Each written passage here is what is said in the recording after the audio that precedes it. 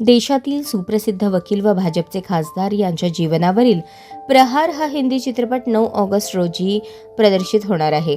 26/11च्या मुंबई बॉम्बस्फोट हल्ल्यातील प्रमुख आरोपी अजमल कसाबला फासावर लटकवणारे ॲडव्होकेट खासदार उज्ज्वल निकम यांनी सोमवारी सायंकाळी अक्कलकोट रोडवरील हेरिटेज मनीधारी एम्पायर सोसायटीतील सदस्य व समाज कल्याण विभागाचे सहाय्यक आयुक्त नागेश चौगुले यांच्या निवासस्थानी सदिच्छा भेट दिली. त्यावेळी त्यांनी स्वतः आपल्या चित्रपटाविषयी माहिती दिली. सोलापूर श्रमिक पत्रकार संघाचे माजी अध्यक्ष व ज्येष्ठ पत्रकार दशरथ वडतिले यांनी त्यांची मुलाखत घेतली. या मुलाखतीत चित्रपटाबद्दल अधिक माहिती देताना खासदार निकम म्हणाले, माझ्या हा जीवनातील 2 तासांचा हिंदी चित्रपटात माझी भूमिका अभिनेता राजकुमार राव यांनी साकारली आहे. विशेष म्हणजे या चित्रपटात मुंबईतील 26/11चा बॉम्बस्फोट हल्ला या संदर्भातील सर्व प्रसंग, न्यायालयीन कारवाई, मुख्य आरोपी कसाबला फाशी आदींचे हुबेहूब चित्रण व माहिती देण्यात आली आहे, असे त्यांनी सांगितले. त्यांनी या चित्रपटाचा ट्रेलर दाखवला. हा चित्रपट सर्वांनी पाहावा असे आवाहनही केले.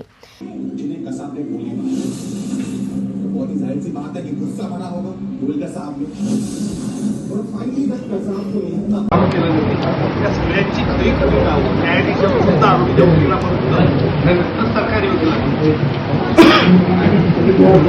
सत्य घटनेवरती न्यायालयात काय घडलं त्या संदर्भातला हा लाईव्ह ड्रामा आहे. तुम्हाला त्याचा एक टीजर दाखवतो तुमच्या लक्षात येईल का प्रत्येकाला. प्रारंभी वर्षाताई चौगुले, सोसायटीच्या चेअरमन अंजली माशाळकर यांनी खासदार निकम यांचे औक्षण केले, तर नागेश चौगुले यांनी शाल व बुके देऊन खासदार निकम यांचे स्वागत केले. माशाळकर यांनी सोसायटीच्या प्रगतीचा आढावा सादर केला. त्यावर खासदार निकम यांनी समाधान व्यक्त केले आणि त्यांना शुभेच्छा दिल्या.